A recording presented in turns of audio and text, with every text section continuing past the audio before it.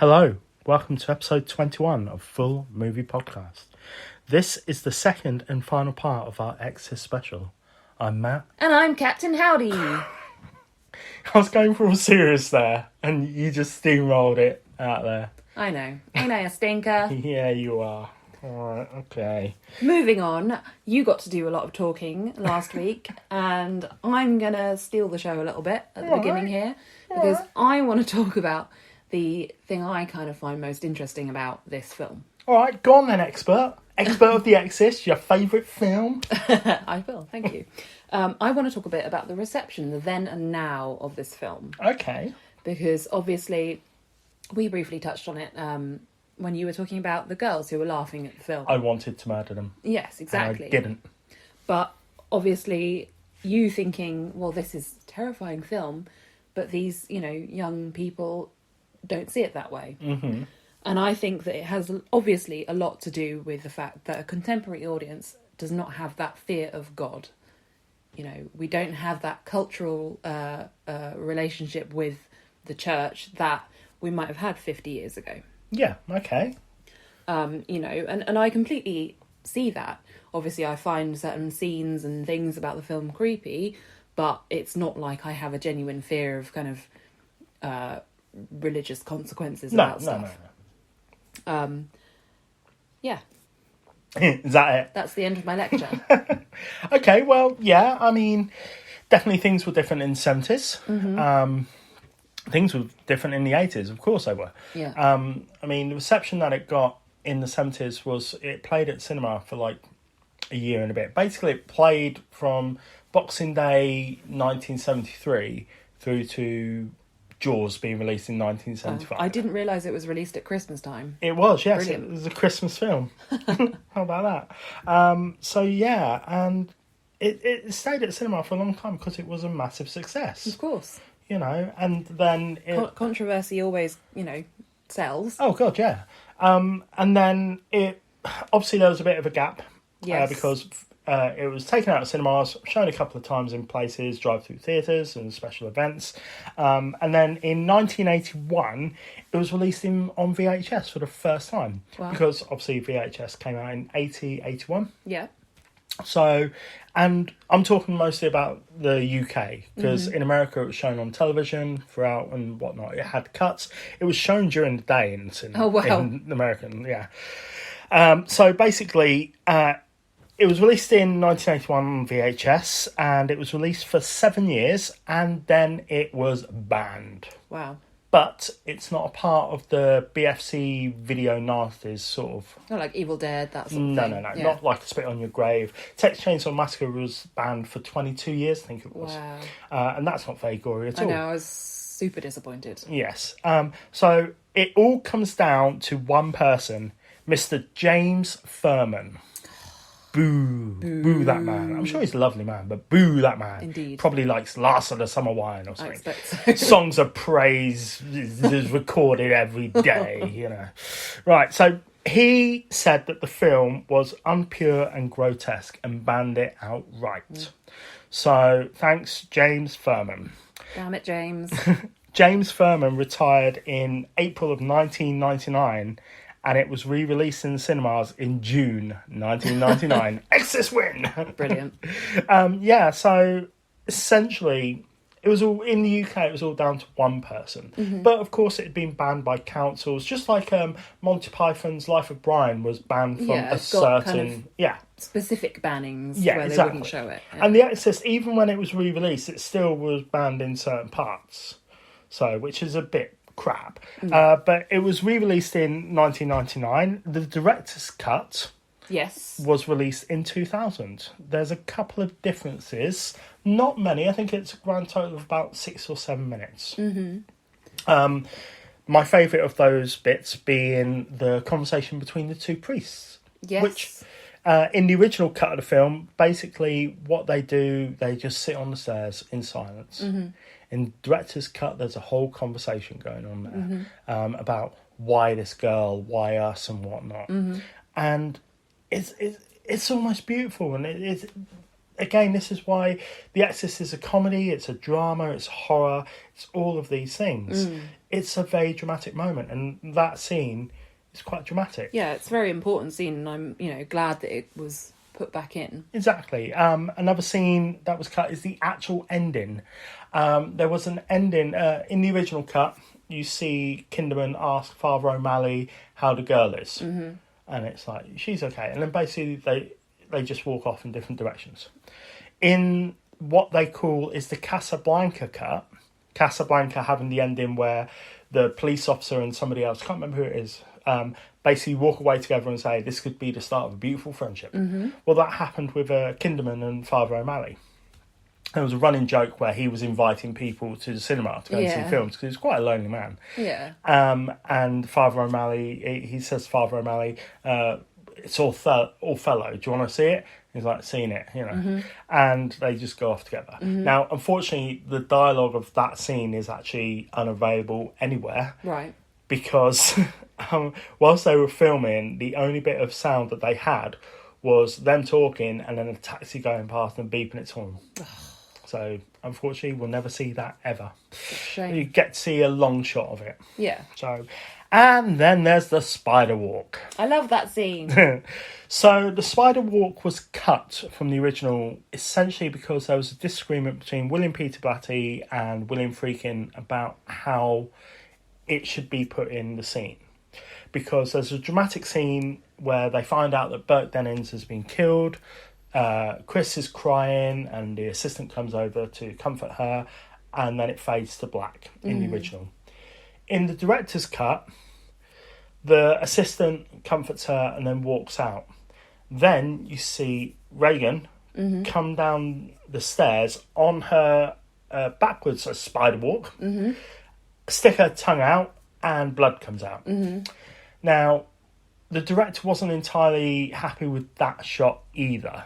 So it was just taken away. They just and then shoved it back in. Yeah, exactly. Fair But enough. it's a good scene. So let's talk about the next adventures of the Exorcist. Adventures of Pazuzu. Exactly. So in 1977, there was The Exorcist 2, The Heretic. Moving on. So I'll just quickly say, Exorcist 2 is pretty crap. Great soundtrack, good acting, crap film. So essentially, when we first started this podcast, we said that we were going to do a rating of either The Exorcist or The Exorcist 2. Luckily, we dropped that format.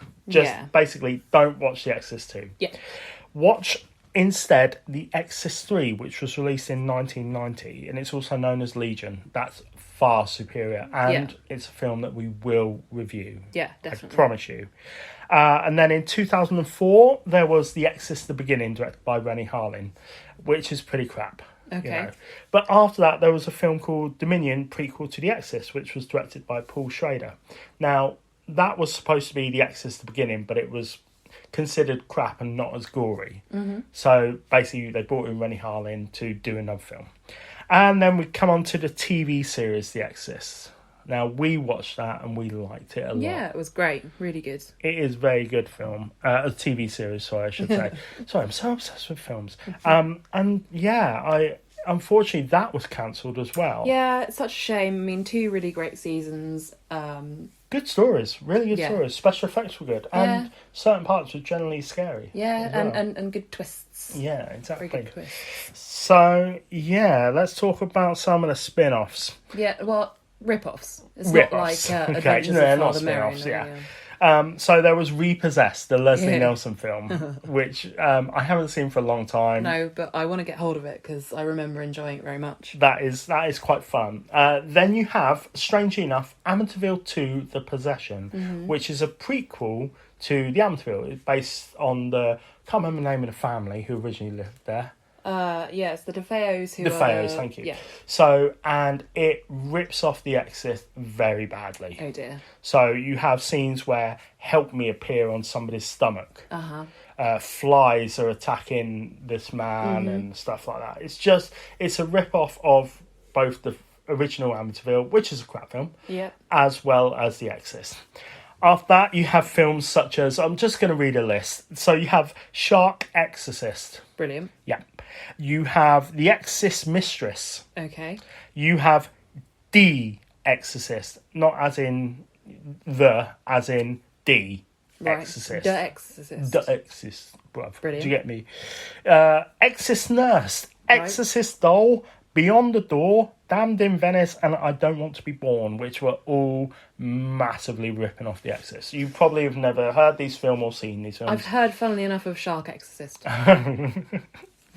Well, films like I Don't Want to Be Born, Damned in Venice are basically about babies being born and being the devil and growing up to be little girls being the devil. Great. Yeah, it's pretty crap.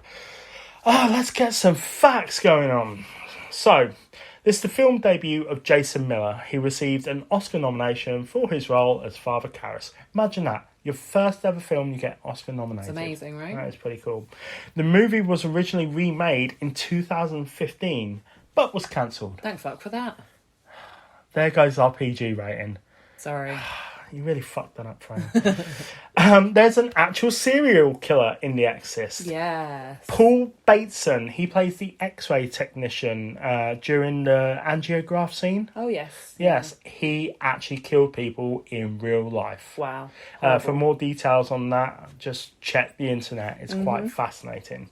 After filming, William Friedkin brought the film production to be edited at 666 Fifth Avenue. Brilliant. The original Spiderwalk scene showed Reagan sticking out a long snake-like tongue and trying to grab Sharon.